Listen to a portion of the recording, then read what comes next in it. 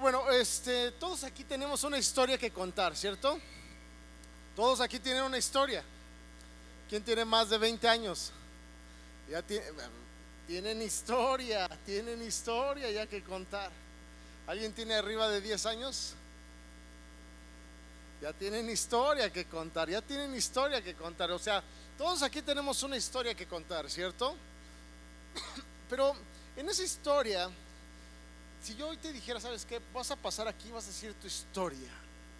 Te quiero preguntar, ¿vas a contar toda tu historia? ¿Qué pasó? No hay tiempo, buen punto. Ahora, ¿contarías toda tu historia? Es difícil contar toda la historia, ¿cierto? Ahora dijeras, bueno, a lo mejor en cortito, en una carnita asada, que entramos más a detalles, ¿no? Pero contar toda nuestra historia no es tan, porque no es tan fácil decir, mira, cuando algo haces bien, no, y yo era, y yo tuve, y yo hice. Pero ¿qué tal cuando hiciste una tontería? Se te borró del cassette.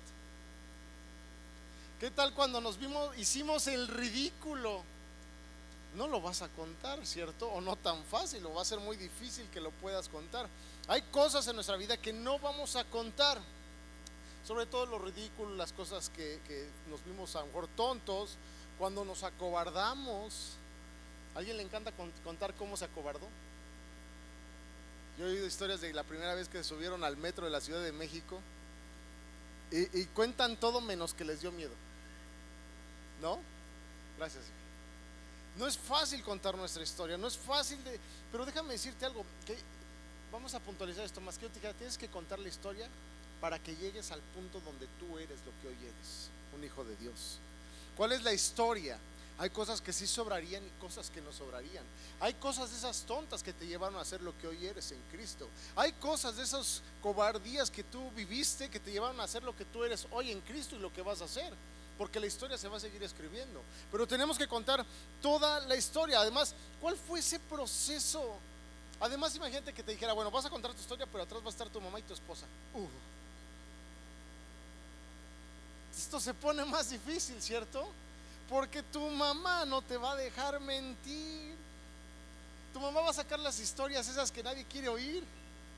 Cuéntales cuando te hiciste pipí delante de todos en tu salón. No, mamá, esa no. Cuéntale cuando ibas en el coche y te vomitaste, hiciste que todos nos saliéramos del coche. Tu mamá va a sacar esa, ¿cierto? Cuéntale cuando saliste sin chones, ¿no? Y tu esposa, por otro lado, cuéntale cuando se te hizo de pollo, dicen por ahí, ¿no? Cuéntale cuando no quisiste ir por el garrafón de agua. Cuéntale cuando, no, la esposa te va a estar sacando todo cuéntale, ¿no? Es difícil, pero lo que quiero llegar, amados, es que cuando uno cuenta su historia y omites algo que para ti es insignificante, déjame decirte algo, nada en tu historia es insignificante. Nada en tu historia deja de ser importante, porque debido a tu historia y lo que has vivido hoy estás aquí, bueno, malo, tonto, cobarde, entusiasta, exitoso, no exitoso, con actitud, sin actitud. Yo estaba ahí y a mí me agarraron. Todo eso es parte de tu historia, ¿cierto? Y déjame decirte algo, nada le puede faltar a tu historia, porque gracias a esa historia tú hoy estás aquí. Y muchas veces lo insignificante realmente es muy significativo. A veces vemos cosas insignificantes de nuestra vida cuando realmente son muy significativas. Déjame recordarte algo que vimos. Jesucristo, ¿de dónde vino? De Nazaret, ¿cierto? Ahí fue donde creció. Y Nazaret era un lugar insignificante. ¿Recuerdas? Marcos, aquí vemos que no fue uno de los 12 apóstoles, Marcos. Pero Marcos hace la compilación de la redacción que le está de alguna manera dictando Pedro, y se escribe el evangelio de Marcos, un evangelio de acción, un evangelio donde vemos un Jesucristo activo en todo momento, un Jesucristo que no vivía en lo común, que vivía en lo consistente de su propósito. Marcos nos deja ver la consistencia de Jesús. Marcos es inspirado por el Espíritu Santo y procura no omitir ningún punto, por más insignificante que sea, pero está escuchando a Pedro que se lo relata, ¿cierto? Ese es el evangelio de Marcos. Pero todo nos lleva a evidenciar que Jesús es el Evangelio, que Jesús es el Hijo de Dios, es el verdadero Hijo de Dios. Todo el Evangelio de Marcos nos lleva a puntualizar quién es Jesús. Nuestra historia nos debe de llevar a puntualizar quién eres tú el día de hoy. ¿Eres el cuate que nadie le agrada? ¿Eres la mujer que se la pasa chismeando de todo? ¿Eres el hombre que no cumple con su papel? ¿Eres la esposa que no es ayuda idónea? ¿O eres la hija de Dios que Dios escogió con un gran propósito? Pero la historia de Marcos nos lleva a ver quién es Jesús, el Hijo de Dios. Y todo el tiempo, fíjense, Marcos todo el tiempo nos apunta a un versículo central en Marcos, que nada más quiero compartir, todo esto no voy a hablar, pero para que lo sepas, Marcos 10:45 es el versículo central de Marcos, donde nos enseña quién es la persona de Cristo. Y dice Marcos 10:45, dice lo siguiente, fíjate, yo estoy en Mateo, ahí no lo va a decir, pero en Marcos 10:45 sí lo va a decir. Y dice: pues ni aún el Hijo del Hombre vino para que le sirvan, sino para servir a otros y para dar su vida en rescate por muchos. Está hablando del propósito del Señor. Vino para servir, no para que le sirvan, para dar su vida en rescate por muchos. Wow. Todo un evangelio, todo el tiempo hablando de la actividad de Cristo, de ser contundente con su propósito, no viviendo en lo común, para llevarlo a ser el Salvador del mundo. Amén. Tu vida debe de ser contundente y debe ser consistente para llegar a ese objetivo. Hoy tienes el propósito de ser un hijo de Dios, tienes el llamado de ser un hijo de Dios. Eres tú un escogido de Dios. Deberíamos de estar toda nuestra vida caminando hacia allá, hacia allá, hacia allá, hacia allá. Eso es lo que Marcos aquí evidencia. Y acompáñame a Marcos 6:45, porque quiero que continuemos con nuestra serie para terminar de Indomables. Y aquí fíjate, aquí hay algo espectacular en Marcos 6 acerca de la historia del Señor Jesucristo, del Evangelio, de toda esa historia que sí o sí tiene que escribirse sin omitir ningún detalle. Amén. Y dice en Marcos 6:45, ellos venían los discípulos y Jesús de alimentar a los 5,000, y cuando terminan de alimentar a los 5,000, dice en el versículo 6:45, inmediatamente después Jesús insistió que sus discípulos regresaran a la barca y comenzaran a cruzar el lago hacia Betsaida, mientras él enviaba a la gente a casa. Me encanta aquí. ¿Qué hizo Jesús? Dio una orden, ¿cierto? ¿A cuántos de aquí nos ha dado una orden Jesús? Y no voy a preguntar cuántos la han obedecido, pero Jesús dice: trata a tu esposa como vaso más frágil. Es una orden, es una orden.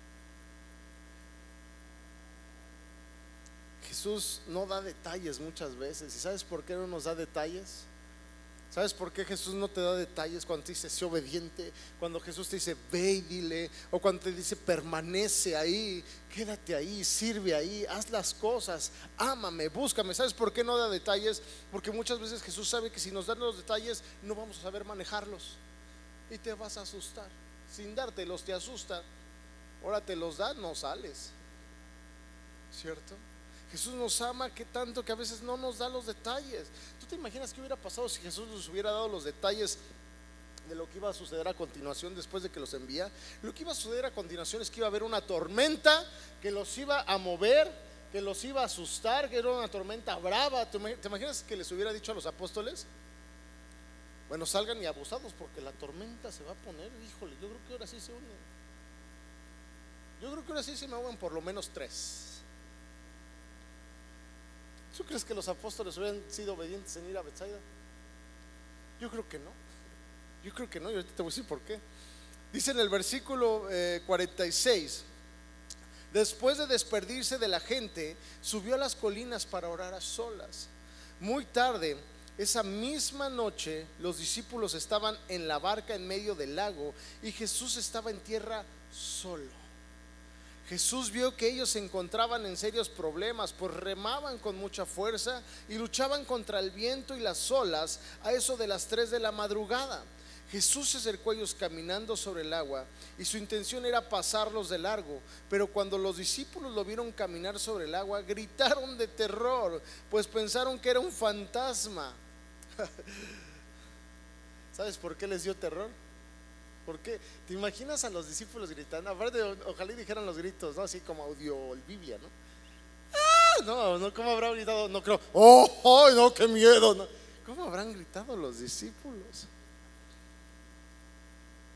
Dice que gritaron de terror. Alguien aquí grita machín, así como, ¡ay, me asustó! Así te asustas, ¿no? ¡Ay, me asusté! No creo, ¿va? Alguien, ¿cómo gritas de miedo? Nos sale a todos, pero al unísono, ¿verdad? ¡Ah! Todos los discípulos, pescadores, lancheros, de costa, bravos, se les quitó lo bravo.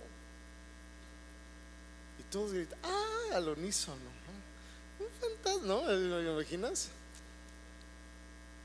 ¿Sabes por qué les dio miedo? Por lo mismo que a ti y a mí nos da miedo muchas cosas de la vida. Y es porque cuando estás alejado de Dios nos da miedo las cosas. Ellos estaban en ese momento alejados del Señor, ¿cierto? Y les dio miedo. ¿A cuánto nos da miedo aquí cuando nos quedamos sin trabajo? Y fíjate, estaban con él, pero tan solo dice que estaba en la colina y que desde donde él estaba él los veía, y en esa distancia les dio miedo porque el Señor no estaba con ellos. ¿Cuánto nos da miedo casarnos, ser papás, poner un negocio, quitarnos sin trabajo, que el dinero empiece a escasear, que me quede sin amigos? ¿Cuánto nos da miedo decir que somos hijos de Dios? Y a veces el miedo, amado, es porque estás lejos de Dios. Porque uno indomable cuando está cerca de Dios, que se incomode el mundo, que mis finanzas tiemblen porque se van a ensanchar. ¿Te imaginas a tus finanzas? Ay, le va a entrar mucho dinero, qué miedo. Porque las cosas ilógicas es lo que realmente funciona en el reino de Dios. Deberíamos de verlo como es, no que lo vemos totalmente como el mundo nos enseña a verlo. Y aquí tuvieron miedo. Luego el versículo 50 dice, todos quedaron aterrados al verlo. ¿Te imaginas las caras? Pálidos, yo creo que aterrados al verlo. Pero Jesús les habló inmediato y les dijo, no tengan miedo, tengan ánimo, yo estoy aquí. En griego quiere decir yo soy, les estaba diciendo, pero no de yo soy de una forma de mírame, soy yo, sino yo soy del mismo yo soy consistente desde Moisés, desde Éxodo 13. Ese mismo yo soy estaba 2000 años después en una barca diciéndoles, yo soy. Entonces subió a la barca y el viento se detuvo. Ellos estaban totalmente asombrados, gritando de terror y asombrados, desfigurados del rostro del miedo. Y esta es una historia súper importante en la palabra de Dios. Es una historia que nos revela la evidencia misma del Señor Jesucristo y la resistencia de un indomable sobre la suficiencia que Él tiene. La prédica de hoy se llama Mi resistencia es mi suficiencia. La resistencia de un indomable está en su suficiencia. ¿Dónde está nuestra resistencia? En la suficiencia que tenemos en Él. Y ahorita se los voy a desglosar un poquito más. Esta historia de verdad es una evidencia de que Dios está por encima de toda la creación. Por encima de toda la creación. Y la creación lo reconoce. Teológicamente esto se llama soberanía. Toda la creación lo reconoce y teológicamente se llama soberanía. Él es soberano. Y esa historia va de la mano. Fíjense, la consistencia del Señor nunca se ha perdido ni en la Biblia ni en nuestros tiempos. Desde Éxodo 13, cuando a Moisés se le aparece la zarza que está ardiendo y que no se consumía, ¿qué es lo que le dice Dios a Moisés? Yo soy, ¿cierto? Lo tenemos presente. ¿Qué le dijo Dios a Moisés? Yo soy. El yo soy está contigo. Diles que el yo soy te ha enviado, ¿cierto? Yo soy. yo soy, dos palabras tan fuertes, tan contundentes, y el concepto de yo soy se mantuvo para siempre. Iban en el desierto y necesitaban agua, yo soy el agua, y les daba agua. Necesitaban maná, yo soy el maná. Se pusieron berrinchudos, querían carne, y ¿qué les dijo? Yo soy, y les mandó buffet, porque había gordas, flacas y medianas, de codornices, ¿cierto? Buffet. Yo soy codorniz. Yo soy. Cuando necesitaban pelear era el yo soy, el guerrero del pueblo de Israel, ¿cierto? Lo que te quiero decir, amado, es que el yo soy siempre va a ser lo que tú y yo necesitamos. Por eso dice yo soy. ¿Tienes hambre? Yo soy quien cubre tu necesidad. ¿Tienes dolor? Yo soy quien te va a hacer pasar ese dolor. Cuando tienes algún conflicto, dice yo soy tu solución. Por eso yo soy es consistente desde Éxodo hasta el Evangelio de Marcos, donde vemos que dice yo soy, estoy con ustedes. Tenían miedo, lo vieron, se les enchinaron los pelos, se les desfiguró la cara, se pusieron pálidos, gritaron. Le dijo, tranquilos, yo soy lo que necesitan, tranquilos. El yo soy siempre está ahí para ti y para mí. Por eso el término de yo soy debería ser un término de descanso para nosotros, de refugio, de valor, de encuentro. Tú y yo lo que necesitamos de continuo es confrontarnos a la presencia de Dios, estar expuestos a su presencia, porque si no, ¿sabes qué? No vamos a pasar de donde estamos, amado. Y este año sí o sí, si no hiciste nada en todo el año, hoy te vas a ir con algo sobrenatural, porque mi yo soy no es un soy que mienta, es un soy que cumple, pero también es un soy que respeta. Así que si dice, bueno, tú te quieres ir como llegaste o peor de como le entraste al 2018, pues llégale, date duro, ¿no? Pero también dice, si tú no quieres terminar así, hoy es el día donde antes de que termine este año arrebates mi promesa y te vayas por lo menos 3 fines de semana con todo mi favor sobrenatural. Es lo que hoy venimos a hacer, porque el próximo vamos a hablar de la Navidad y del motivo de la Navidad, que es nuestro Señor Jesucristo. Por eso hoy es el último día del año como congregación que nos juntamos para recibir lo último de ser indomables de espíritu y de corazón. Amén. Tú y yo necesitamos al yo soy. Si tú no conoces o no has entendido quién es Dios, Dios es el yo soy lo que necesitas. Y si tú ya eres de los que no, yo sí lo conozco, lo domino, ¿no? Desde Génesis hasta Apocalipsis, pasando por las copas y las 7 camas. O sea, si aún así lo conoces, déjame decirte algo. El yo soy necesitas conocerlo más a fondo. Amén. Aquí los discípulos, cuando gritaron, estaban gritando, los discípulos ya caminaban con él, ¿cierto? Para este momento de esta historia de la palabra de Dios, lo habían visto sanar enfermos, a la señora del flujo de sangre, lo habían visto ya para este entonces dar vista a los ciegos, lo habían visto ya resucitar a la hija de Jairo de los muertos, ya lo habían visto de alguna manera haciendo muchas actividades sobrenaturales, ¿cierto? Sobrenaturales.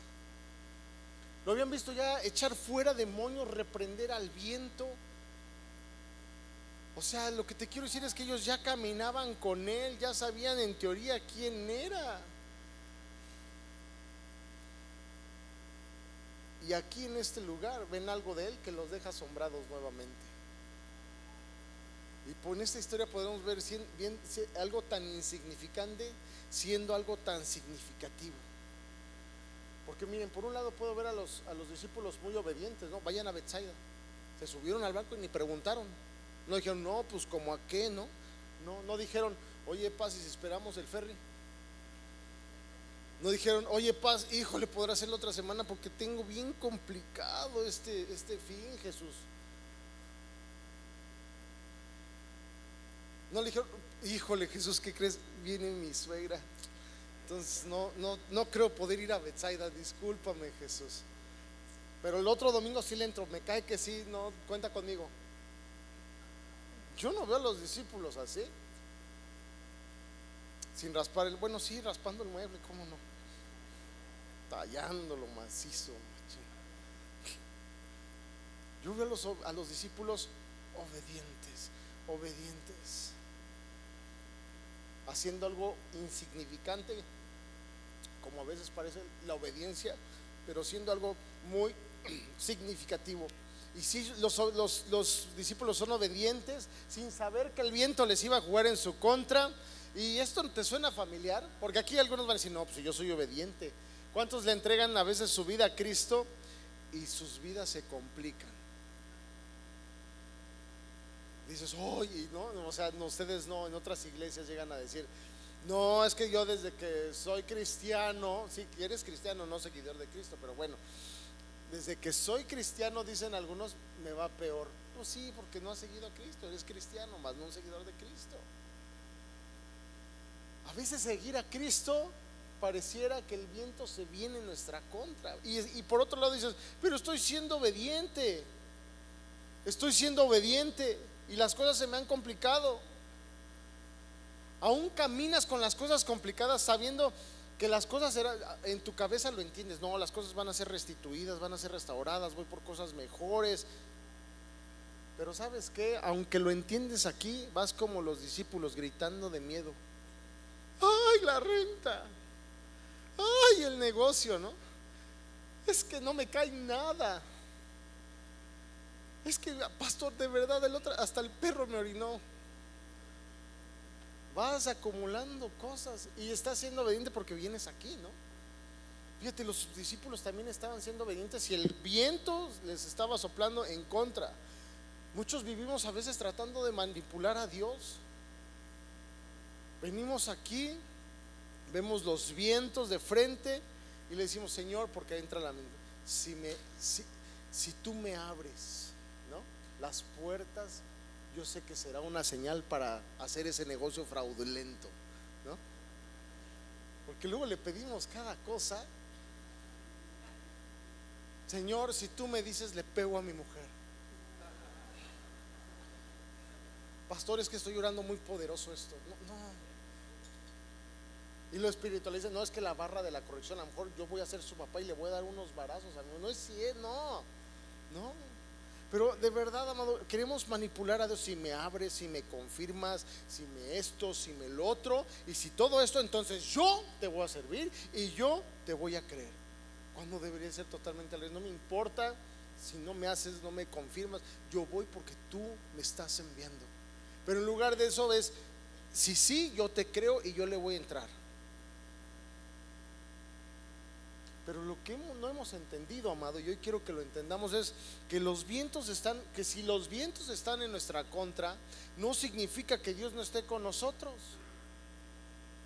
Pero quiero que lo entiendas y lo bajes, o sea, no te lo quedes aquí en concepto, bájalo al corazón para que después salga a hacer vida en tu vida. Dios está con nosotros aun cuando los vientos estén en nuestra contra. Y muchas veces Dios permite que el viento esté en nuestra contra. ¿Para qué? Para confrontar tu convicción y darle consistencia a tu vida y a tu fe. Te lo repito, Dios permite muchas veces que el viento esté en nuestra contra. ¿Para qué? Para confrontar mi convicción y darle consistencia a mi vida y a mi fe. Por eso Dios lo permite. O sea, le da sabor a tu vida. Le da sabor a tu vida. Y en este lugar donde el viento está en contra, se llama resistencia. Ya empezó a chocar, ¿no? El lugar donde el viento está en contra se llama resistencia. Y les podría poner ejemplos de carros y eso, pero no los voy a aburrir. Se llama resistencia, ¿sale? Es como ahorita mi querido Waldo, excelente playera, arriba el Cruz Azul. Muy bien. La resistencia del Cruz Azul a no quedar fuera de la liguilla, ¿no? Que yo estoy contigo, hijos, por lo menos somos 2 albañiles aquí, gloria a Dios por la albañilería, amén. 3, 4, arriba el Cruz Azul, no es cierto. No. Mira, sí salieron de entre. Dios levanta a los muertos, ya ves, huesos secos, levántense, y salió el Cruz Azul ahí. Bueno, ya. El punto es el lugar donde se topan los vientos contra nuestra consistencia en la vida y nuestra fe se llama resistencia. ¿Hasta ahí vamos bien? Y a su vez la resistencia, escúchame y grábatelo, en la resistencia es el lugar de la revelación de Dios para ti y para mí. Es decir, donde está la resistencia, ahí donde Dios me va a revelar su propósito, me va a revelar su palabra, me va a revelar paz, gozo, contentamiento, qué hay que hacer, hacia dónde tengo que ir, porque ahí en ese lugar es donde tú te quedas expuesto. Como ya no tienes las cosas bajo control, te expones, quedas expuesto, quedas vulnerable, y en esa vulnerabilidad Dios se perfecciona. En tu debilidad Dios se perfecciona, y entonces viene el Señor y te habla. Es el lugar de la revelación, amén. Por eso tenemos que ser consistentes, porque en esa resistencia será el lugar donde Dios me va a revelar. ¿Quieres que Dios te hable? ¿Quieres ser de esos locos que digan, Dios me habló? Y sale el otro, no, a mí me mandó un WhatsApp. ¿Quieres ser de esos? Sé consistente en la resistencia. El indomable, todos los indomables que yo veo aquí en la palabra han sido consistentes en medio de la resistencia, y es donde el Señor les habla. Tenemos a muchos, tenemos a Moisés, tenemos a José, tenemos al mismo Jonás en la resistencia entre que me quedo en el pescado y no me quedo. Ahí Dios le habla en la resistencia. Nehemías, Pablo, en medio de la resistencia lo tiene que dejar ciego para entonces hablarle en medio de la resistencia que había. En la resistencia es el lugar de revelación, amén. Ahora, el viento no es que estuviera en contra de los discípulos o que fuera el resultado de la desobediencia de los discípulos. No era el resultado de eso. Ellos estaban siendo obedientes a lo que Jesús les había mandado de ir a Betsaida, a su propósito, a cumplir su propósito. A diferencia de Jonás, él sí fue muy rebelde y desobediente, y sabemos la historia de Jonás. Pero en este caso los discípulos estaban siendo obedientes. Cuando somos obedientes, ¿qué esperamos? ¿Qué esperas cuando eres obediente? No seas hipócrita. ¿Qué esperas realmente cuando eres obediente? ¿Que encontrar lugar en el Walmart ahí cerquita de la puerta? Mínimo, mínimo por ser obediente, esperaría que me dieran un descuento extra llegando a la caja con mi Nintendo Switch. ¿Qué crees, Señor? Tiene un 80% adicional. Gloria a Dios por ser obediente, aleluya. A veces creemos que esperamos, como estoy siendo bueno, espero cosas que no necesitas. Esperamos que todo nos salga bien. Esperamos que toques el negocio, ¡fum!, se convirtió en oro. Tocaste la pared para recargar, ¡uy!, la convertí en oro. O sea, porque eres obediente, ¿crees que va a pasar eso? No. Si no es tu propósito, no va a pasar. A veces tenemos un concepto de ser obedientes muy diferente al propósito que Dios nos da. Por ser obedientes, tu marido no va a cambiar. Mira, muchas veces, ay, no puede ser.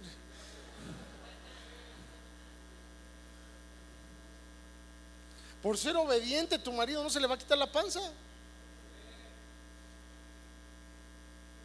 Pero como somos obedientes, esperamos. O sea, Walt Disney se queda chiquito a comparación de lo que tú esperas. Estamos esperando equivocadamente. Y cuando tú esperas equivocadamente, vas a tener decepciones, fracasos. Vas a querer soltar la toalla, vas a decir que Dios no existe, vas a blasfemar muchas veces, espero que nunca, contra el Espíritu de Dios.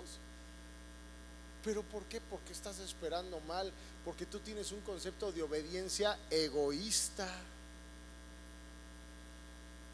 Entonces, Paz, si voy al rodeo, de verdad, ¿cuántos lo hemos pensado así? Oye, Paz, pues voy al rodeo, me mocho con mi diezmo, vengo todos los domingos, estoy sirviendo en la alabanza, es más, estoy sirviendo allá en sonido, y aguantarte a ti, no, hombre, eso debería de ser un plus.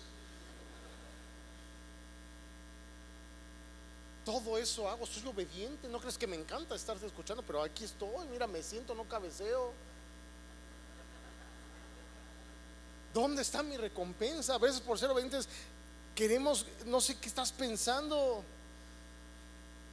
Pero ¿sabes qué, amado? Tenemos que entender que no por la obediencia, en la obediencia, repite conmigo, en la obediencia, no por la obediencia, en la obediencia hacia Dios también se levantará la resistencia contra mí. Cuando estoy siendo obediente, la resistencia va a venir, sí, muy gallito, pues y te va a dar, y va a tratar de que claudiques en esa obediencia y que digas, no, Dios no existe. No, es que a mí, mira, Dios me ama, pero Él me hizo para echar a perder todo. Tengo el don de la perdedera de todo. No es cierto, eso no es un don. Dios me hizo tan perfecto, pastor, que me dio el don del chisme. Es un talentazo. No es un talento. Eso no es un talento. No es un don. Pastor, es que tengo el talento de quebrar cualquier negocio. Ponme a Walmart y lo quiebro. Es un talento. No, eso no es un talento, amado.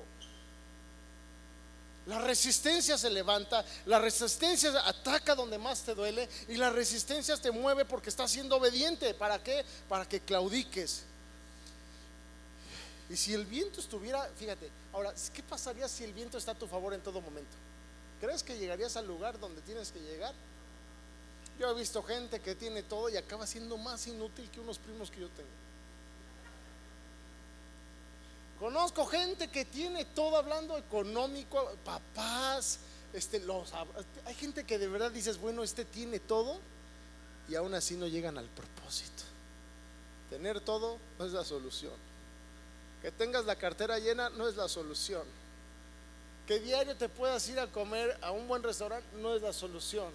Que tú puedas tener el iPhone X, XRWX, -4, -4, RRRR no es la solución tampoco.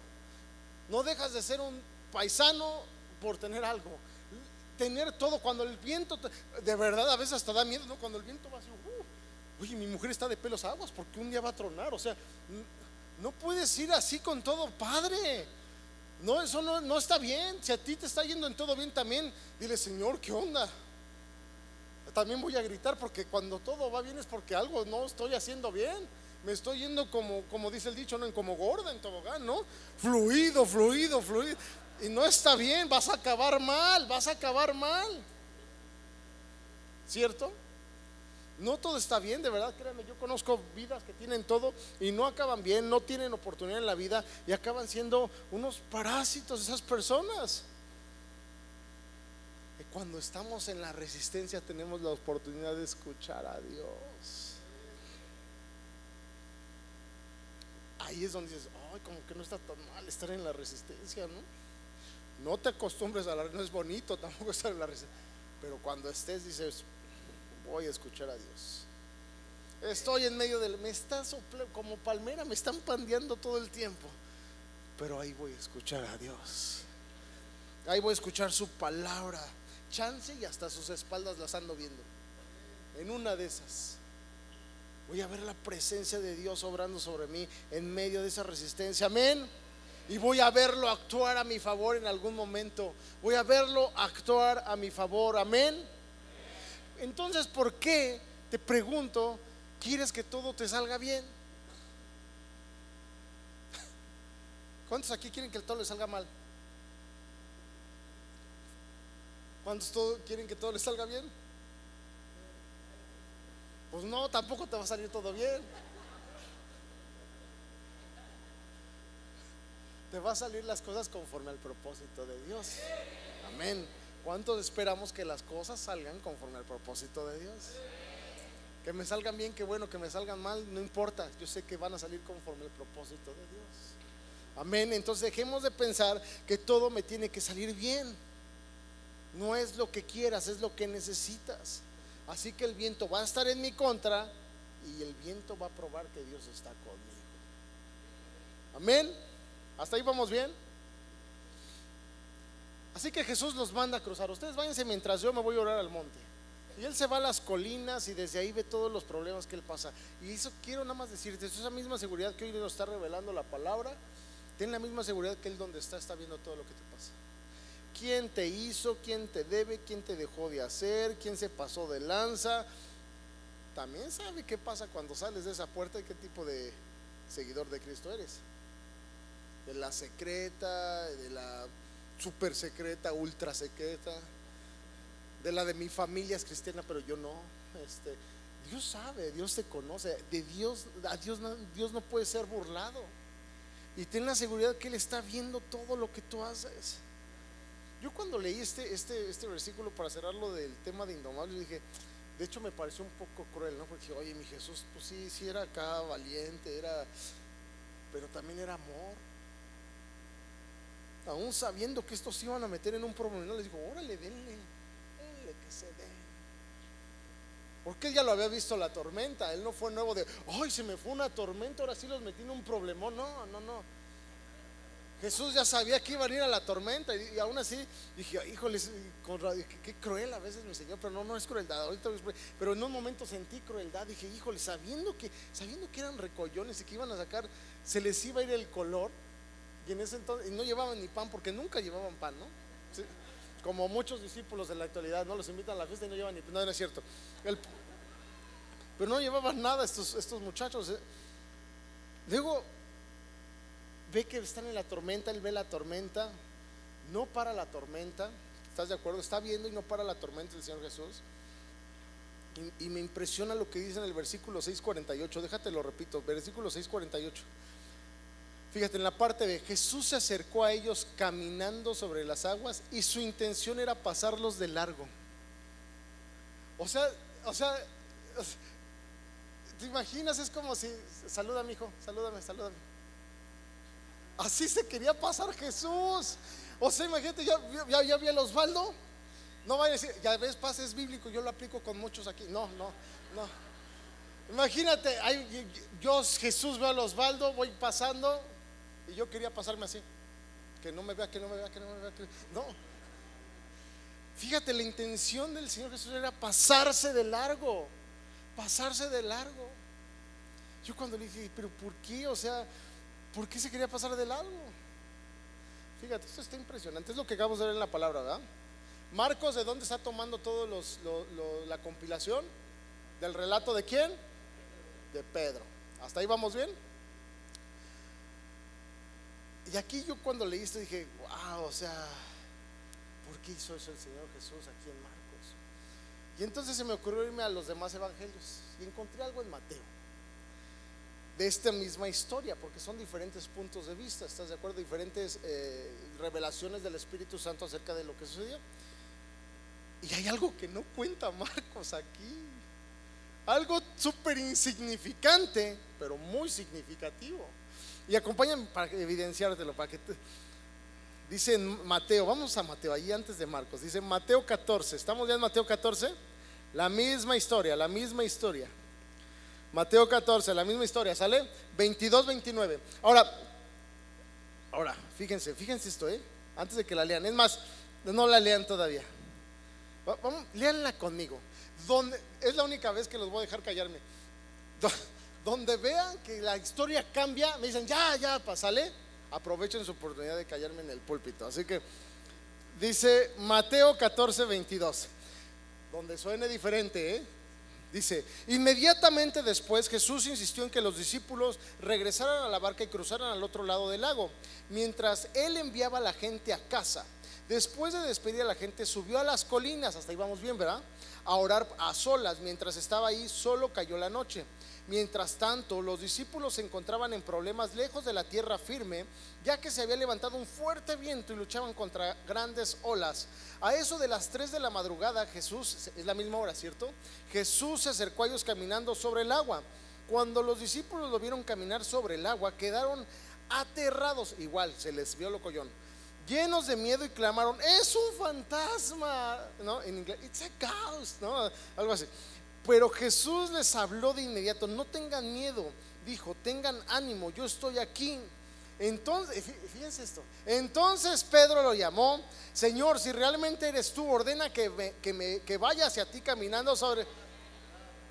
¿Qué hubo? No quiso contar su coyonés. Dice aquí en Mateo, entonces Pedro llamó, Señor, si realmente tú ordenas que me vaya hacia ti caminando sobre el agua. Y le contestó el Señor, sí, ven, dijo Jesús. Entonces Pedro se bajó por el costado de la barca y caminó sobre el agua hacia Jesús. Wow, Pedro le dio penita contar algo súper importante. Pedro estaba relatándole a Marcos, y le dijo, no, esa parte no es importante, esa quítala, esa bórrala. Eso a nadie le interesa, es un evangelio que nadie quiere prestar atención. Y Mateo lo echó de cabeza. Así estarías tú y yo si contáramos nuestra historia. No, esa parte quita, cuando se me cayeron los pantalones, no, esa quítala.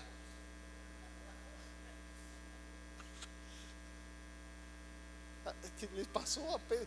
Aparte Pedro, o sea, yo no sé tú, pero si yo fuera Pedro, ¿no te gustaría contar la parte donde entonces, mientras todos se hacían pipí del miedo y se les desfiguraba la cara, yo me aventé a las aguas, ¿no? O sea, eso no lo quiso poner Pedro.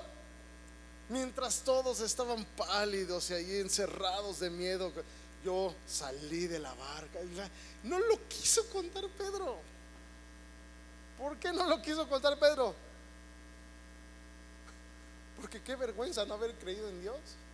Qué vergüenza no haber creído en lo que dice que vio el viento y entonces sintió Mufasa y se hundió, ¿cierto? Y que le gritaba: socorro, socorro, Señor, ¿cierto? Pedro no quiso exhibirse de esa manera. Pedro caminó sobre el agua y cuando tiene la oportunidad de que lo escriba Marcos, no se lo dice, no se lo dice Pedro. Es una historia que Pedro no quiso contar. ¿Y por qué? Porque ahí lo dice en el versículo 30. Cuando vio el fuerte viento, las olas, se aterrorizó. También se aterrorizó horrible y comenzó a hundirse. Sálvame, Señor, gritó. Le salió su lado mariposa. O sea, mal. El Pedro fuerte ahí le dio vergüenza contar que sintió miedo, que sintió terror, que no sintió la seguridad del Señor. Le dio pena. Por eso Marcos no lo cuenta, no se lo cuenta a Pedro teniendo la oportunidad. Se avergonzó. Pero mira esto. Los otros discípulos estaban siendo obedientes a la palabra del Señor de ir a Betsaida, ¿cierto? Súper obedientes. Mientras que Pedro, dejándose llevar por el momento, por la situación, dice: Señor, si eres tú, ordena que vaya hacia ti sobre el agua. Aquí podemos ver dos tipos de fe. Y aquí es donde tú vas a tener que decidir en tu propia vida. Siempre hablamos de Pedro acerca de su fe y la fe que tuvo para salir del barco, ¿cierto? Pero muy pocas veces o nunca hemos hablado de la fe que para mí es más importante, que es la de permanecer y mantenerte en la voluntad de Dios y seguir en la tormenta, en el barco. Los discípulos, los otros, los que no se aventaron al agua, permanecieron en la obediencia hacia Dios. Y hay que tener fe para permanecer en una barca que se está hundiendo. Esa fe nadie la habla. Hablan de la fe de Pedro y mira, no estoy en contra de esa fe, simplemente estoy hablando y defendiendo también la fe de los apóstoles. Esos apóstoles tuvieron fe para quedarse en la obediencia dentro de una barca que estaba sufriendo los embates de olas y de vientos recios. Y se necesita fe para mantenerse en medio de esa lucha. Estaban siendo obedientes y estaban teniendo fe para quedar en el agua. Amén. Necesitas fe para seguir remando cuando todo el viento te está a punto de voltear. Necesitas fe para aferrarte y seguir ferrando cuando no ves tierra. Necesitas tener fe. Esa fe vale, amado. Pedro estaba sacando todo de contexto y desobedeciendo la palabra.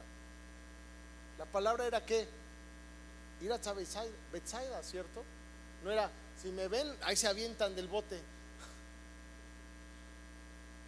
¿Nunca lo habías visto así? Yo tampoco. Pero los discípulos, los demás, permanecieron en la obediencia que Dios les había dado. Y Marcos no incluye esta parte porque avergonzaba a Pedro. Pedro escuchó la palabra, pero vio el viento. Lo acabamos de leer en el versículo 30. Él escuchó la palabra, pero vio el viento. Y muchos de nosotros ponemos más atención a lo que vemos que a lo que escuchamos de Dios. Y yo iba a hacer un ejemplo. Hoy aquí Dios te está hablando y vas a salir y le vas a poner más caso al viento que a la palabra que hoy Dios está derramando aquí. Pedro empezó muy bien su camino. Pedro bajó y caminó. Porque la fe, ¿cómo viene la fe? Por el oír, y oír ¿qué? La palabra de Dios. Entonces yo te quiero preguntar, ¿sobre qué caminó Pedro? Porque aquí dice, me encanta porque la palabra no dice que caminó sobre el agua, dice que él descendió del barca. Él caminó sobre una palabra. Él caminó sobre la palabra de Dios. ¿Cuál fue la palabra? Sí, ven. Y aquí dice que descendió del lado del bote y caminó, ¿cierto? Él caminó sobre una palabra. Sobre una palabra. Y tú y yo deberíamos de caminar sobre las palabras. Lo que nos da seguridad no es lo que vemos, sino la palabra de Dios, la palabra que Dios nos da, las promesas. Y tú y yo a veces caminamos como Pedro. Creemos que caminamos sobre el agua y que el agua nos tambalea, pero realmente es cuando caminas en fe, caminas sobre una palabra de Dios, una promesa. Si Pedro no se hubiera movido, hubiera llegado al Señor caminando sobre una palabra. Las aguas era simplemente el medio, pero él caminó sobre una palabra. Por eso la palabra es actual. Por eso no quieras caminar sobre la alberca. Eso es para los que no creen, amado. Vámonos un paso más allá. Los indomables vamos más allá.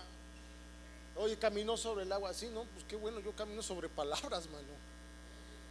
Mi Dios está más grueso. ¿Y por qué? Porque a Pedro, ¿sobre qué palabra caminó? Apréndela. Sí, ven. Y cuando dijo eso, él empezó a descender y caminó. Así que si tú y yo hoy agarramos, ¿de dónde vamos a empezar a caminar sobre palabras? La resistencia, los indomantes, caminamos sobre palabras, porque Él es mi seguridad. Él es mi seguridad, y tú y yo caminamos sobre la palabra. Cuando tú y yo tenemos una palabra de parte de Dios, que se han derramado muchas en este lugar, en esta plataforma, yo te aseguro y que tengas la seguridad que tus hijos van a entender, que tu salud se va a restaurar, que tus finanzas se restituirán, que la ayuda idónea llegará y podrás estar en valle de muerte, pero si caminamos sobre la palabra, que Él es nuestro sustento, nuestro todo, entonces nada ni nadie nos va a poder hacer daño. Es sobre su palabra lo que caminamos. Pero vio el viento Pedro, y como lo aterrorizó, se hundió y empezó a clamar: Señor, sálvame, sálvame. Y así caminamos muchos de nosotros. Dios ya te dio la palabra libertad financiera, no tengas miedo, yo voy contigo. Y ves el viento, ves la demanda, ves el no sé qué, y te hundes. Y después se te olvida la promesa y estás alabando, pero realmente estás clamando: Señor, sálvame, Señor, sálvame. ¿Sabes cómo la palabra no es tan exenta de lo que tú y yo vivimos? Es más real de lo que tú y yo a veces podemos imaginar. Por eso creo que Pedro no lo menciona en Marcos. Qué pena caminar con el Señor, qué pena decir que Él es Él es el Cristo, el Hijo del Dios viviente. Pero qué pena, sobre todo, a pesar de tú saber y decir eso, no creer en lo que estás diciendo. ¿Cuántos aquí a veces decimos: no, sí, gloria a Dios, te sabes el Apocalipsis, te sabes las profecías, las desarmas, numerología, tonterología, todo te sabes,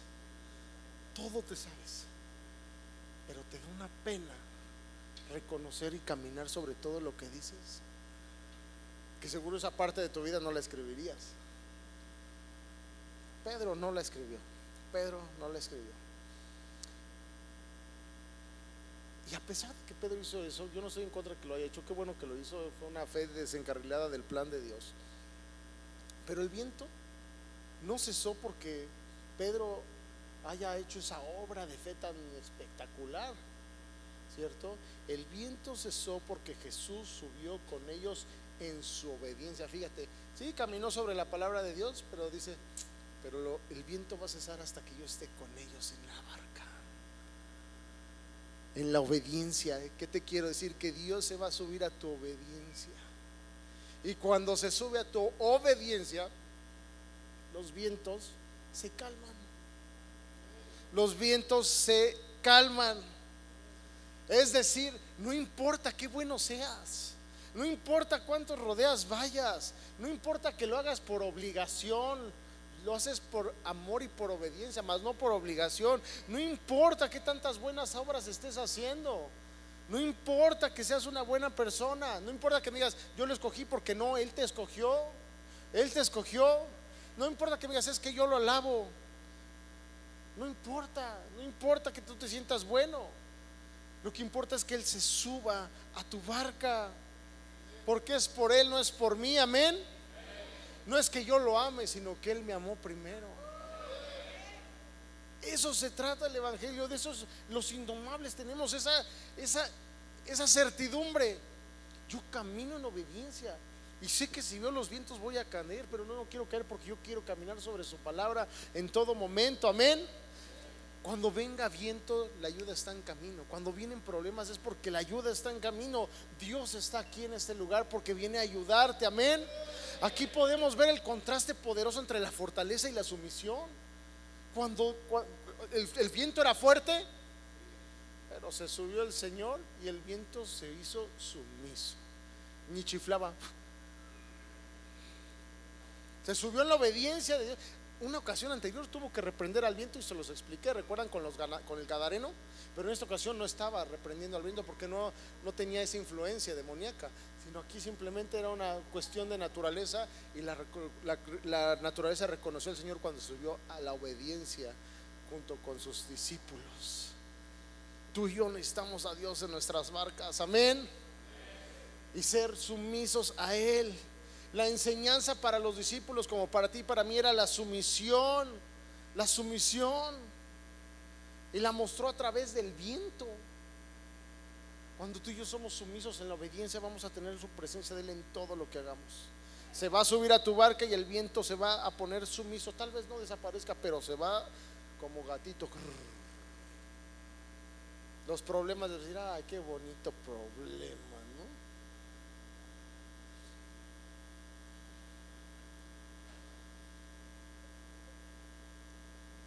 Aquí deja claro el Señor que tú y yo necesitamos su presencia en todo lo que hacemos. El nombre que es sobre todo nombre que amará cualquier viento en tu contra, que le puedas llamar como quieras llamarle, porque su nombre sobre todo es ese nombre, amén.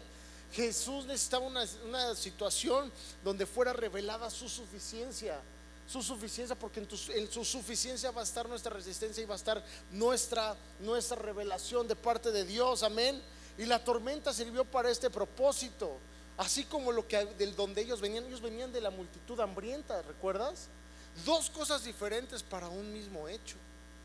Aquí habla que venían de alimentar a los 5,000. ¿Con qué? Con cosas insuficientes, con cosas que no brillaban. Y aparte dice en el versículo, fíjate, lo hila Marcos. Pedro le está contando a Marcos, y Marcos lo hila muy bien, porque en el versículo 6:52, el que estábamos leyendo, dice inmediatamente después de que se quedaron asombrados, dice: porque todavía no entendían el significado del milagro de los panes, tenían el corazón demasiado endurecido para comprenderlo. Este milagro también era tan importante para llegar ahí al punto de la barca, porque este milagro se menciona en los 4 evangelios. Cuando algo se repite tantas veces es porque es importante. De hecho, en los 4 es muy, muy, muy, muy, muy importante, extra, muy importante. En los 4 evangelios se repite este mismo y de la misma manera este mismo milagro, la multiplicación de los panes. Dice que Pedro le quitó los pescados y los panes a un niño, ¿cierto? Conociendo a Pedro, yo creo que se lo arrebató. ¿Cuánto has visto a un niño que sacrificialmente dé su lunch? Digo, pero cada quien, ¿no? O sea, yo creo que Pedro dijo: a ver, hijo, presta, ¿no? Presta para la necesidad, no sé qué le habrá dicho, pero pero eso no es importante, no es importante. Pero este milagro es tan importante porque Jesús aquí, y es con lo que voy a cerrar, está revelándose como el Cristo de los indomables, el Cristo que va a ser tu suficiencia en todo, la provisión para lo que tú necesitas, el yo soy lo que tú necesitas. ¿Me dejas enlazártelo rápido, Marinos? Fíjate, la provisión de este milagro sale de una persona insignificante, ¿estás conmigo? Porque ni siquiera estaba en el conteo de los hombres por ser un muchacho. O sea, imagínate, ni siquiera, aunque él aportó los panes y los pescados, no lo contaron. Tan insignificante era que ni siquiera estuvo en el conteo oficial, siendo él quien puso la provisión para que Dios multiplicara. No se toma en cuenta. 5,000 hombres más mujeres y niños. Dios siempre considera una fuente de milagro las cosas insignificantes. ¿Por qué te digo esto? Porque si estás en una prueba y sientes que Dios no está contigo, es porque de ahí puede usarlo Dios para hacer un milagro significativo.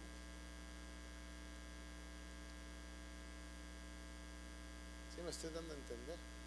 Si tú sientes que ganas poco, no lo veas como insignificante. Es un lugar donde Dios puede multiplicar abundantemente. Si tú ves que tu esposo o tu esposa nomás no jalan, que está aquí a fuerzas, que está aquí porque lo traes de una oreja, que está aquí porque pues no le queda de otra y trae a sus hijos y pues los tienen, o sea, el pretexto que por más insignificante que veas la acción de que tu esposo o tu esposa sí o sí esté aquí, no es insignificante, porque ahí puede tomar Dios para levantar un profeta. De lo más insignificante Dios puede hacer cosas milagrosas y sorprendentes. Amén. Es por eso que tú y yo no podemos dejar que el mundo defina nuestros conceptos ni nuestros principios. El mundo se mete en lo que no le importa. El mundo todo el tiempo está haciéndote ver las cosas a su estilo, a su manera, porque tú no te metes. Te quería decir a leer, y que te metieras aunque sea a ver y dijeras, oye, qué bonito dice el amor de Dios. ¿Cuántos tienen Biblia de papel? No levanten la mano. Hay gente que le cuesta trabajo tener una Biblia de papel. ¿Por qué te cuesta trabajo? Porque estás tan separado de la relación con Dios. Una Biblia electrónica es simplemente como echarle un WhatsApp a un amigo.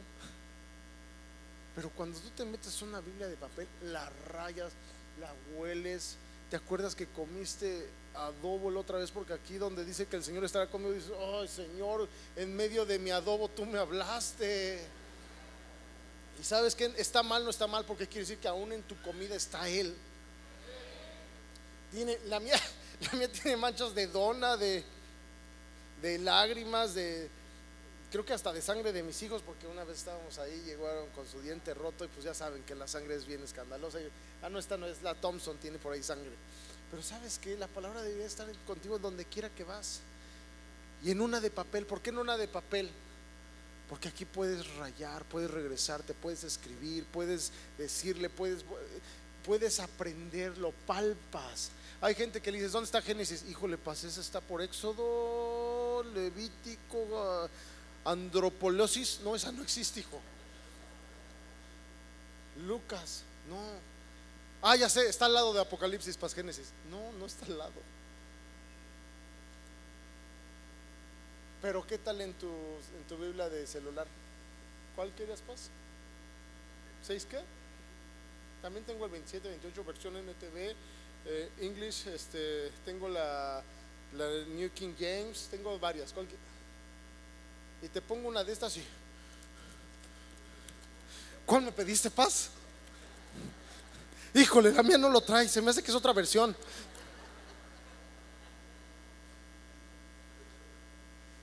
Perdóname, te dije que te iba a salir rayado. Es porque no la lees, es porque no la abres. Y perdona que te lo diga, es porque no te importa.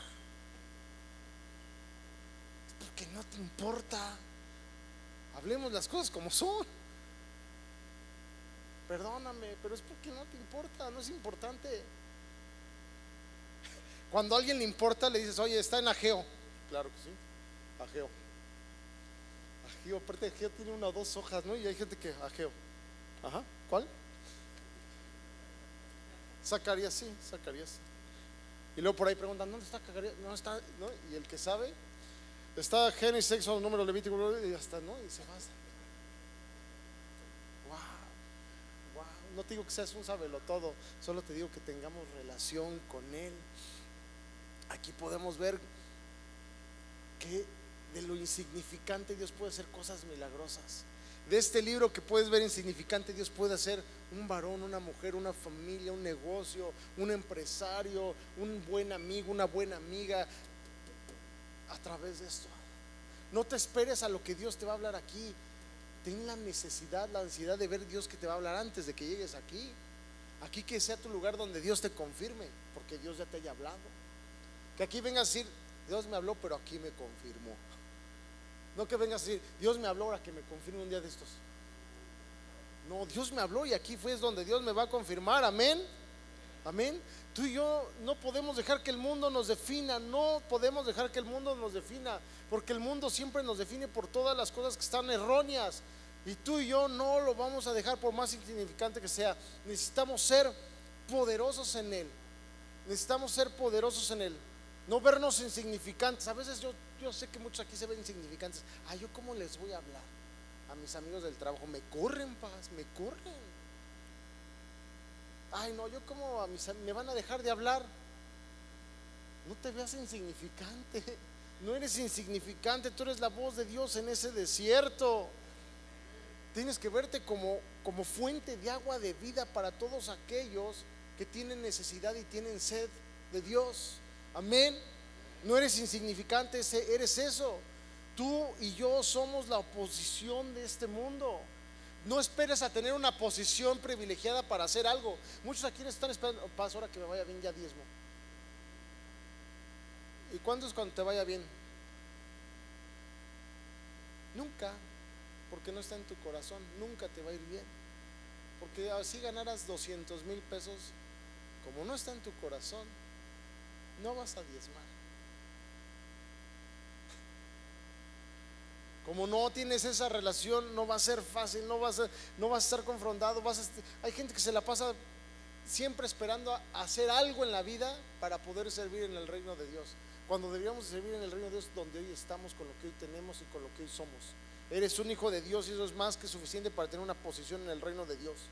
Y en lugar de eso estamos desenfocados, pero es tiempo de actuar. Amén. No eres importante por lo que la gente diga, apréndetelo. Soy importante por lo que Dios ha hecho en mí. Soy importante porque Dios me escogió antes que yo lo escogiera a Él. Amén. Si aquí solo uno recibiera el día de hoy, eso valdría toda la pena. Los discípulos casi se pierden el milagro de alimentar a toda esa gente. ¿Sabes por qué? Porque ese día no veían lo insignificante que era el niño con los 2 panes. De hecho, en todos los evangelios el único que menciona al muchacho es Juan. Los otros 3 nadie lo mencionó porque no era importante, era insignificante. Y el único que menciona, si no es por Juan, no sabríamos que vino de un muchacho. Y no es por Juan, es porque el Espíritu Santo lo inspiró para poner, y supiéramos que de lo insignificante Dios puede proveer multitudes. 4 evangelios, solo uno nos da la evidencia de dónde vino el pan, de un lugar insignificante. Y muchas veces por tus decisiones puedes perderte de los milagros, puedes perderte de lo sobrenatural de Dios. Y los discípulos estaban aquí asombrados. El viento se detiene, los desenfoca, y la Biblia dice en el versículo que acabamos de leer, 6:52, porque todavía no entendían el significado del milagro de los panes. Acaban de salir del miedo, ¿cierto? Acaban de salir de que se les va el color. Venían de un milagro impresionante de la multiplicación de los panes. ¿Y sabes qué? Dice, a pesar de todo, sus corazones seguían duros.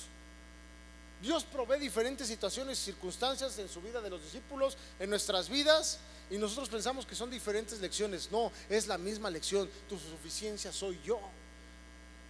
Tanto en el miedo del viento como en la provisión multitudinaria de la multiplicación. En las 2 lecciones diferentes, aparentemente es una misma lección. Amén. Que no te desenfoque el viento cuando acabas de recibir una lección de amor, una lección de multiplicación.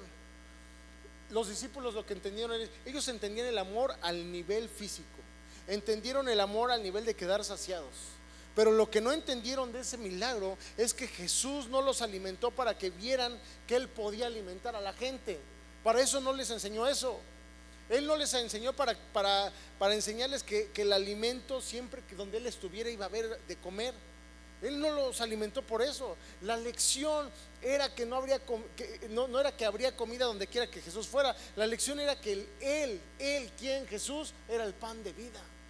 Esa era la verdadera lección, que Él era el pan de vida, era el yo soy, nuestra suficiencia. La verdadera lección el día de hoy es que Él es nuestra suficiencia. Él es el yo soy. Él es quien me sacia. Él es quien está conmigo cuando estoy solo. Él es cuando no hay esperanza. Es cuando estoy en el valle de lágrimas y no tengo Él es. Él tiene que subir a tu bote hoy. ¿Me ayudan con el piano? Al bote hoy. Él tiene que subir a tu barca hoy. Él tiene que estar contigo hoy. Yo te dije, yo no me voy de aquí si todos nos salimos aquí terminando el año de una forma sobrenatural. Y yo sé que hoy vamos a terminar el año de una forma sobrenatural, porque sabes que yo soy su hijo y Él me ha hecho digno. Él me ha hecho digno. Él me hizo digno. Él me hizo digno. Amén.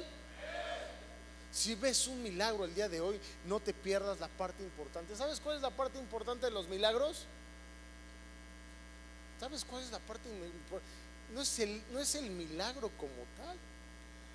Si una persona se sana, wow, eso es para los incrédulos. Para los que somos indomables y buscamos el rostro de Dios, lo importante es el significado del milagro. Fíjate lo que te voy a decir, amado. Si tú eres un cazador de milagros, estás cazando mal, a menos que no conozcas a Dios. Pero si conoces a Dios, no deberías de estar buscando milagros, deberías de estar entendiendo el significado de los milagros. ¿Por qué? Escucha lo que te voy a decir.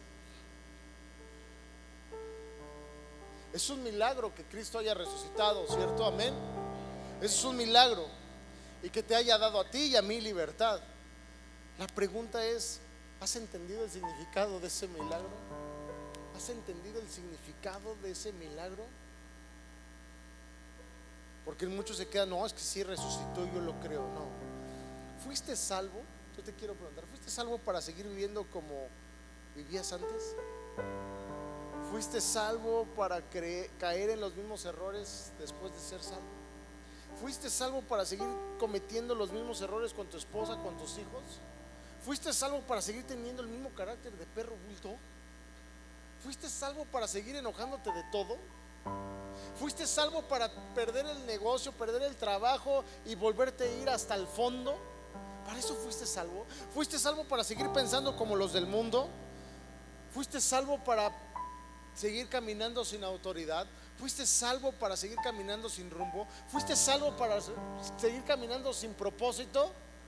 ¿Fuiste salvo para no creer en que Dios puede hacer las cosas imposibles? De eso no se trata, ¿cierto? No has entendido el significado de este milagro. Porque puedes experimentar el milagro de la salvación en tu vida, pero perderte el significado de tu salvación. Puedes vivir en el milagro, pero no entender el significado. Y si no entiendes el significado, vas a estar limitado a lo que puede Dios hacer contigo. Porque Dios no te salvó de, escúchame, Dios no te salvó de, Dios te salvó para cumplir tu propósito. Dios te salvó, Dios me salvó para cumplir mi propósito. Dios no me salvó de cosas, me salvó para cumplir mi propósito. Y en mi propósito hay una persona renovada, restituida, que era incrédula pero ahora cree, que antes no veía pero ahora ve, que antes decía yo no puedo predicar pero ahora está aquí. Para ser una persona que antes no amaba y ahora ama, para ser una persona que no hablaba y ahora habla, para ser una persona en Cristo. Ese es el significado de mi milagro, no es el milagro en sí. Este milagro de la multiplicación fue tan importante que luego en Marcos 8 lo repite el Señor. Primero con 5,000 y ahora con 4,000. Lo vuelve a repetir 2 veces, es muy importante en la Biblia. ¿Y por qué lo repitió? Porque Dios estaba revelando que Él sería la suficiencia para todo aquel indomable que se levantara en su nombre. Pero no se podrían levantar indomables hasta que sucediera algo. Hasta que sucediera algo. Así que déjame decirte algo antes de terminar. La lección de hoy es que debes de tener la seguridad. Escúchame, debes de tener la seguridad sí o sí de que vas a llegar a Bethsaida. Bethsaida no es un lugar como tal. No digas, híjole, me voy a poner a buscarlo para ir comprando mi vuelo y irme. No. Bethsaida es el lugar de tu propósito, a donde Dios te envió, al lugar donde tienes que servir, al lugar donde vas a multiplicar el reino de Dios, donde Dios te puso para dar fruto al 100%, donde Dios te dio para cumplir su propósito, para ser un matrimonio arraigado en la palabra de Dios, para ser un varón que agarra la promesa y dice yo voy aún a pesar de los vientos, para ser una mujer que dice, ¿sabes qué, pastor? Yo abrazo lo que Dios me dio, no para quedármelo, para multiplicarlo. Porque un indomable no atesora para él, un indomable es generoso para los demás. Como dicen en mi rancho, no seas apretado. Y no hablo de dinero porque luego te agarras la cartera. No, estoy hablando, seas apretado para dar una sonrisa, para abrazar, para bendecir, para, si tienes un talento, úsalo para bendecir a otro. Si tienes un don, úsalo para ministrar a otro. Pero ¿sabes qué? No seas apretado. Entiende el significado de tu milagro. No vas a morir a la mitad del camino. Vas a llegar, porque es lo que ha dicho el Señor. Y vuelve a alimentar a los 4,000. Lo dice aquí. ¿Alguien tiene una Reina Valera? Ábranmela por favor, una Reina Valera por favor, o pónganmela aquí. Marcos 8:14, allá adelante. Mira qué bonita Biblia, hijo. Huele a chilorio, qué rico. No, acá porque esta letra grandota. Letra ciega, que diga letras ciegas es esta. Creo que esta es braille, ¿no? Fíjate, Marcos 8 dice, vuelve a repetir el milagro del Señor, alimentación de los 4,000. Marcos 8:14 dice: después de que multiplica aquí nuevamente el pan, los discípulos le dicen, habían olvidado de traer pan y no tenían ni sino un pan consigo en la barca. No traían más que un pan en la barca. Dicen, ellos no veían que en realidad después de lo que vivieron, ellos no traían un pan. Traían un pan físico, pero traían al pan de vida. Y los discípulos ahí no lo alcanzaban a ver. Qué gente, ¿verdad? Qué gente, digo, qué gente. Pero a veces somos como esa gente, igualitos, no vemos que el pan de vida está con nosotros. Y dice el versículo 15, y les mandó diciendo, mirad, guardaos de la levadura de los fariseos y de la levadura de Herodes. ¿Qué les estaba diciendo el Señor? Les estaba advirtiendo. Cuando dice miraos en la NTV dice pongan atención. Aquí dice miraos, allá dice pongan atención. Es que le estaba diciendo es, tu esposa es importante, tus hijos es importante, tus relaciones son importantes, tu iglesia es importante, tu servicio es importante. Está diciendo, no te dejes envenenar por lo que piensa el mundo, por lo que ellos ponen como prioridades, porque lo que yo te digo es la prioridad, les está diciendo el Señor. Cuando les dice de la levadura, luego dice el versículo 16, y discutían entre sí diciendo, es porque no trajimos pan, por eso nos dice de la levadura. No, no es así. No es así. No era eso. No veían lo que tenían enfrente. Ellos seguían preocupados por la provisión de los panes. ¿Te das cuenta? Y tú y yo a veces seguimos igual. O sea, vas a salir de aquí y vas a seguir preocupado por pagar, porque ya te gastaste el aguinaldo, porque no te alcanzó, porque tú querías este fin ir a no sé qué y no fuiste, porque vas a seguir preocupado porque vas a ser en casa de tu suegra y no te gusta ir. Vas a seguir preocupado porque por miles de cosas. A veces somos como estos muchachos de los discípulos. Estaban delante de Dios y seguían preocupados por la provisión. Y Jesús les hace una pregunta. Dice el versículo 17: y entendiendo Jesús les dijo, ¿qué discutís? ¿Por qué no tenéis pan? ¿No entendéis ni comprendéis? ¿Aún tenéis endurecido vuestro corazón? Teniendo ojos no veis, y teniendo oídos no oís, y no recordáis nada.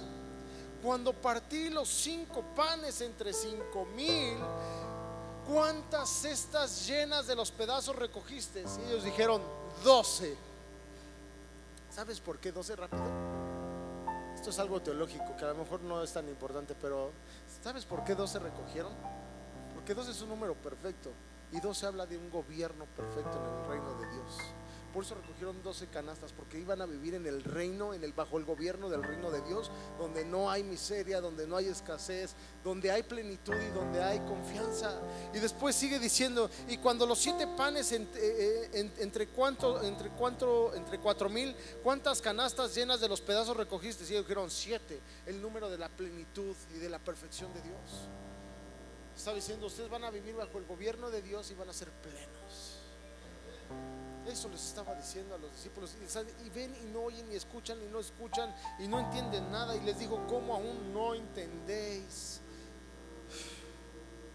Dios estaba revelando dónde ellos iban a vivir después de que, dice, la palabra secreta o la palabra crucial aquí es, y hoy Dios no la hace, cuando partí los 5 panes.